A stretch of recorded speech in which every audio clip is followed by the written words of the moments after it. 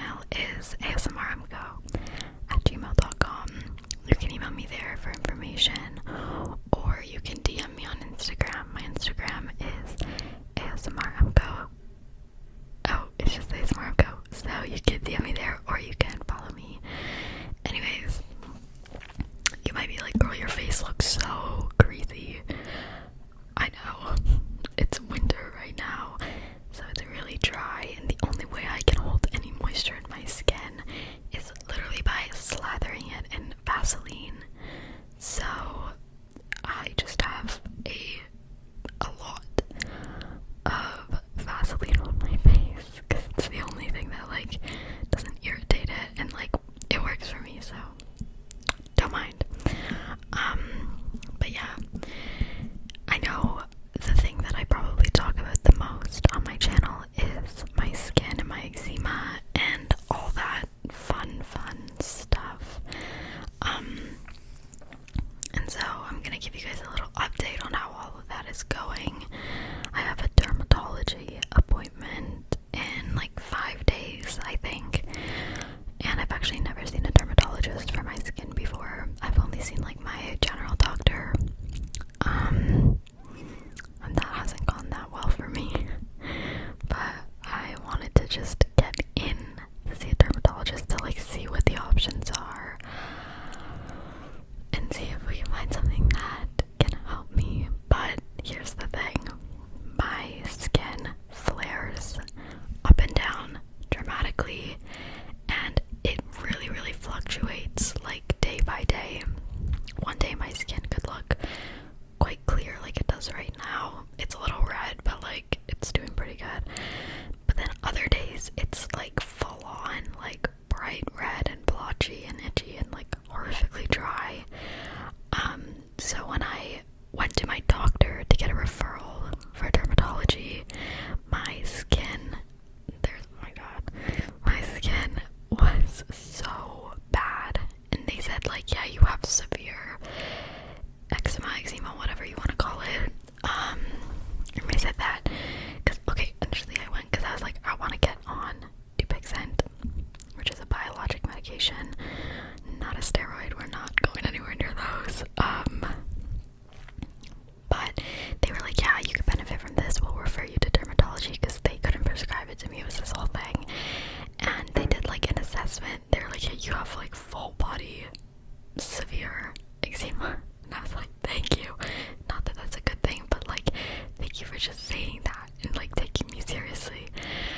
And so they referred me to dermatology, and they couldn't get me an appointment until like 2 months later. And so now I finally have it, and my skin has not been good since I asked for that referral. But of course, like the few days leading up to it, it's just clearing up, and it's clearing up so much. And I'm like happy that it's cleared up, but also I'm like annoyed because I've been waiting for this appointment and I want to be taken seriously. But the derm is just gonna look at my skin and be like, severe eczema, like, girl, you're just like, this is like a mild thing, like we can just give you some topical steroids. And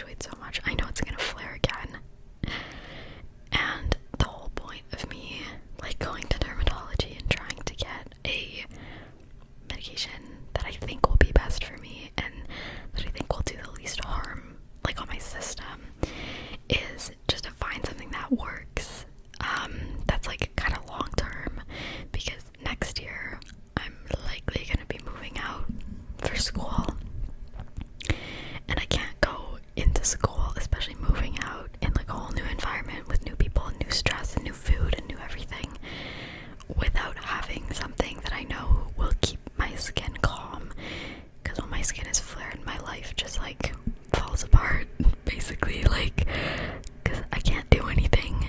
It's like, in my bad flares, like, all I can do is just, like, kind of just sit in bed all day, which sucks. Like, I just want my life back, and I want to be able to, like, just do things and be able to work and study and focus without being, like, constantly itchy and in pain, and I want to be able to sleep.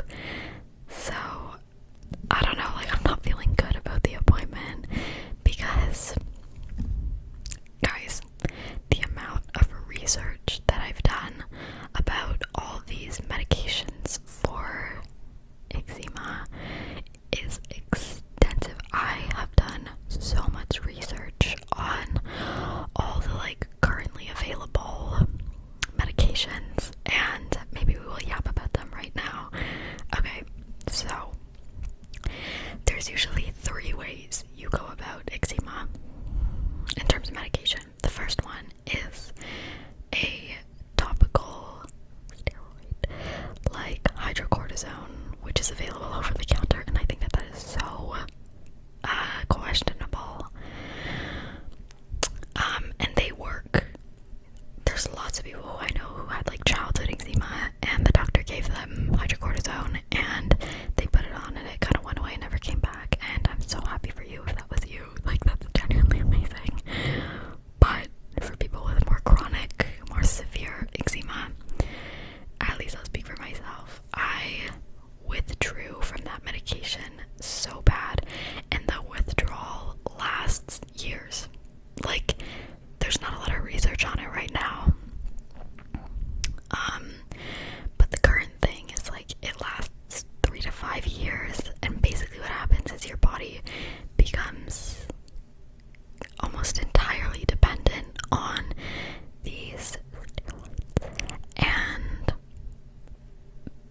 when you stop using them, it will just keep coming back worse and worse.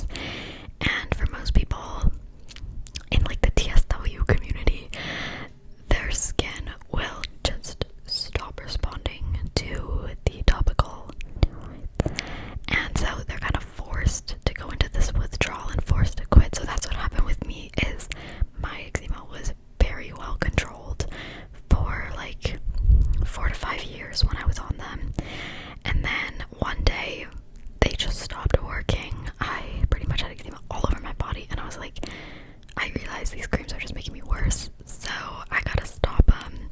And that's when I experienced the lovely thing called topical steroid withdrawal, and I've been in that kind of on and off ever since.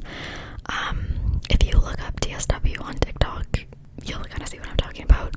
It's very different for everyone. In some cases it's so severe where, like, you look like a burn victim and you literally can't do anything, because if you move, like, your skin will, I don't want to get graphic, but, like, luckily mine wasn't severe because I was on the lowest potency, and I wasn't on it for, like, decades. You know, I was only on it for, like, a few years too much, but whatever.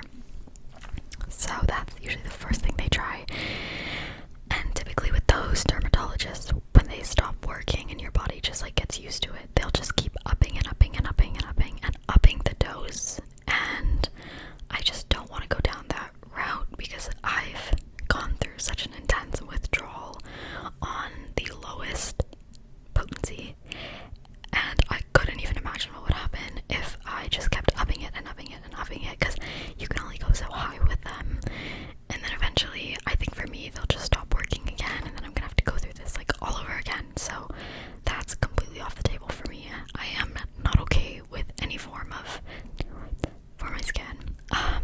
The next up is an oral, and that kind of does the same thing. It just works internally, but the side effects and the dangers and risks of an oral is ridiculous. You can also go through TSW with any form of, and yeah, so that's just completely off the table for me. So the next one up is something called immunosuppressants, and it's in the name. They work by suppressing your immune system because in most cases, eczema, disclaimer, I'm not a doctor, disclaimer, don't listen to anything I'm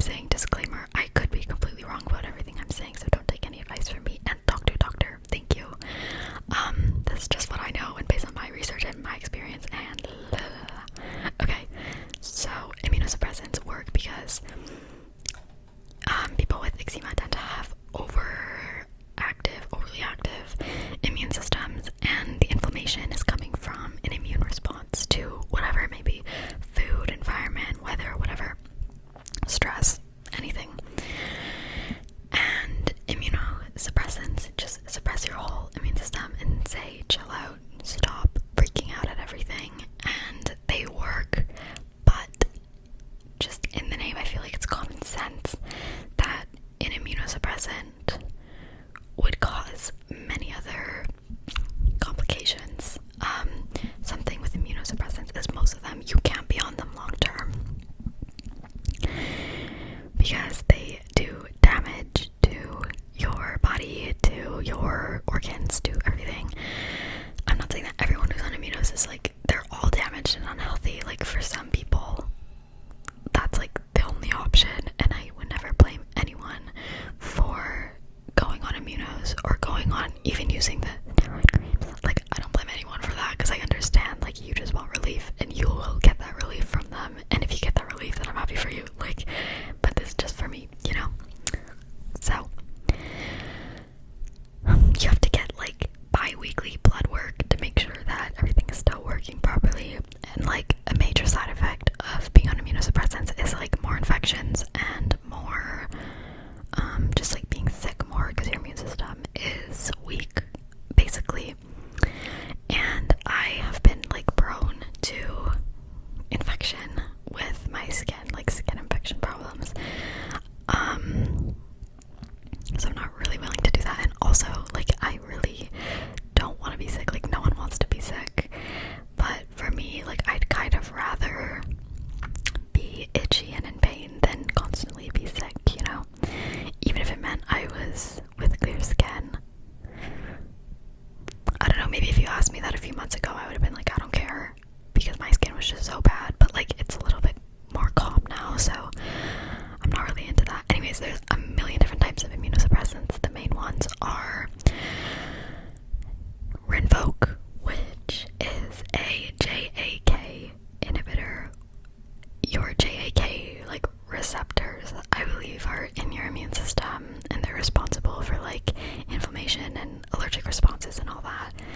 So they work. Like, that's the thing, is for most people they work beautifully, but you can get, I've seen, you can get intense withdrawals from immunos, and specifically from Rinvoq. I've seen lots of stories of people like, it works great and then it doesn't, and then they need to come off and they have a crazy rebound flare, which I really want to avoid.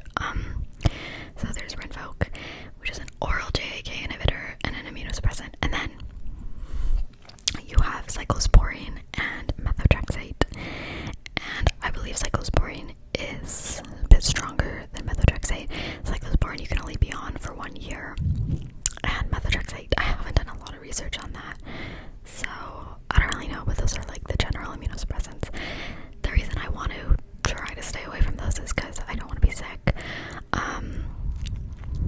I don't want to get like more infections. And what was the other one? Oh, I don't want to go through the withdrawal of that.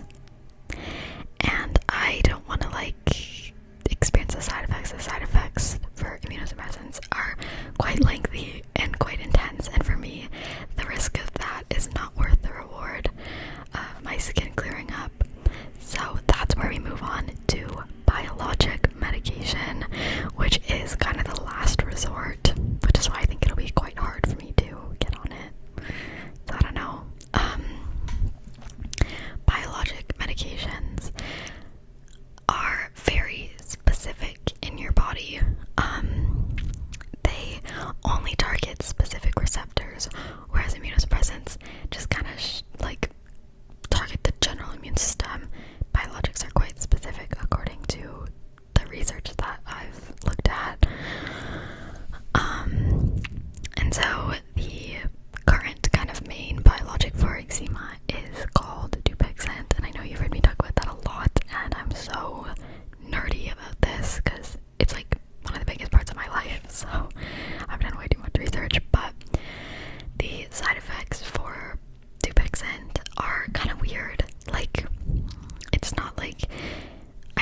really seen much of people like getting more sick and like just like feeling just like generally ill on it. But the thing with Dupixent is it has like eye problem side effects. Those are the most common. Things like dry eyes, red eyes, blurry vision. So sometimes people get to the point where like their eyes are so that they just need to come off. But Dupixent is a needle, and it means you have to give yourself a needle every 2 weeks. But for me, that's something that I'm willing to try because I haven't seen much about Dupixent rebound flares. I have seen things where like Dupixent can cause facial flares. So, but that's also like that's a risk I'm willing to take, you know. But the thing with Dupixent is it is so expensive. It's so expensive. I was like, it can't be that bad. Girl, I look it up. It's like around $6,000 for one dose. And you have to take a dose every 2 weeks. So in a month it would be around $12,000 to $13,000.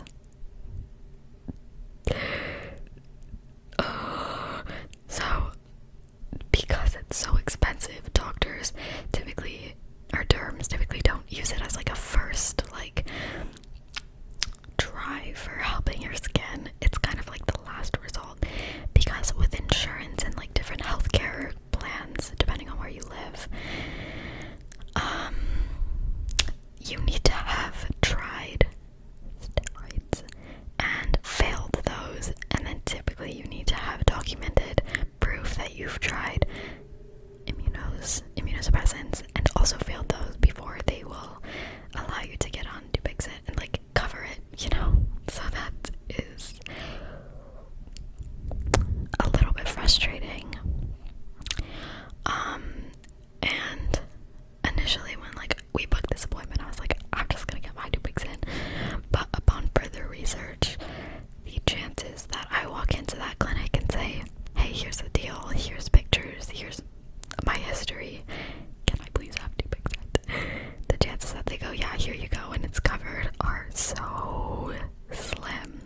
So I'm kind of like buckling up for a long journey, because you need to like try immunosuppressants for like, I think it's like a minimum of 3 to 4 months to prove that they don't work, so that they can like move you on to something else.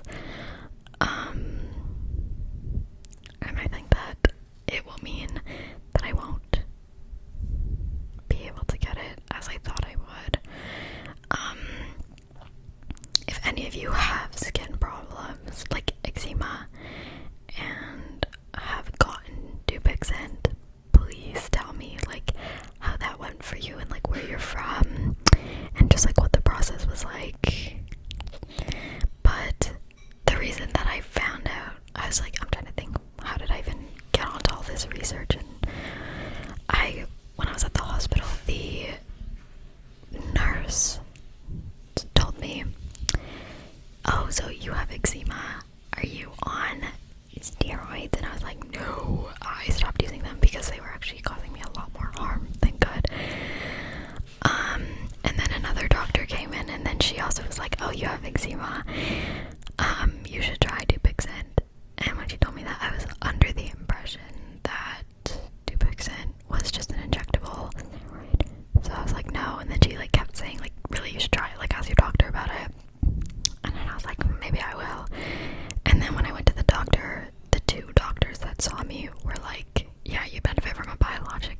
So I have like 4 people on my side.